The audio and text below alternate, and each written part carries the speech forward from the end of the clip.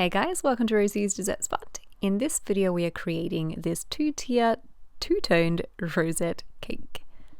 You want to start with a 6-inch cake that has been filled and now creating a thin layer of frosting all around to trap in those crumbs. This is a hybrid buttercream that I like to use. The recipe is linked in the eye icon and the description box down below. Once you have a nice layer on there, you want to smooth it out with the bench scraper and then bring that lip of frosting to the center of the cake. Let this sit in the fridge for about a good 20 minutes just so the frosting has time to set. And in the meantime, you can work on your top tier. This is a 4-inch cake that is sitting on a 4-inch cake board and stuck to an acrylic disc. You want to keep that cake board attached at all times. Once it's all smooth, bring it into the fridge for 20 minutes to set and then apply your final layer of frosting. Here I've tinted my buttercream pink with a little bit of gel food color by Chef Master. Go around to smooth it out again, fill in any pockets as you go, and then bring that lip of frosting to the center to clear it up. This time you want to pop your cake into the freezer for an hour so that it sets nice and hard and we can handle it with our hands later. I've got a piping bag, I'm opening it up and then filling in with some pink frosting. I've taken a second piping bag, both of these have holes cut at the end, and I'm filling in with white. Flatten them out evenly, stack them one on top of the other, and then feed them through a third piping bag that is fitted with a 1M piping tip. This is for our rosettes. And by popping the colors into 2 different piping bags, it just ensures that the colors remain even all the way through. Sometimes if you just fill the bag with 2 colors of frosting, one color might become dominant as you continue to pipe, and this just separates them better. You can tie the end with a rubber band so it doesn't leak out the other side. And then starting at the very bottom, you want to pipe a row of rosettes. So to do this, you basically want to apply the buttercream right in the center and then create a ring around that center point, if that makes sense. So I'm touching the buttercream to the cake so it sticks like a star, just starting off with a star and then creating a circle around that star.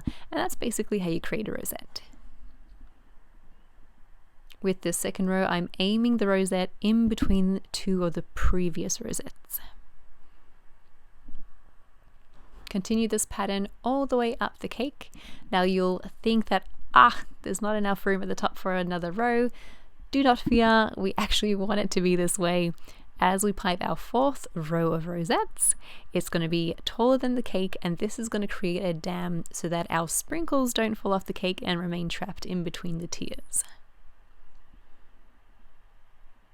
Once you've finished piping, allow this cake to set in the fridge for about 20 minutes before we add here our dowels. The reason why we want to put in the fridge before adding in our dowels is that the cake has time to settle, and also if you end up touching your rosettes, you won't mess it up because it'll be nice and firm. I've popped some sprinkles on the sides. You don't really have to, just like a little bonus feature. And then feed 3 bubble tea straws through the cake all the way to the bottom. Give them a twist as you insert them so they remain straight, and then cut them flush with the top of your cake. Poke them in, and then take your top tier that's nice and solid from the freezer after an hour, release it from the cake board and stick it onto your bottom tier with a little bit of frosting. Now that the cake is assembled, we can fill in that center part with sprinkles. You don't have to, you could leave it bare, you could create another very small row of rosettes, but I decided to go in the sprinkles instead. Attach any decorations to the top with buttercream. Here I've got some paper flowers.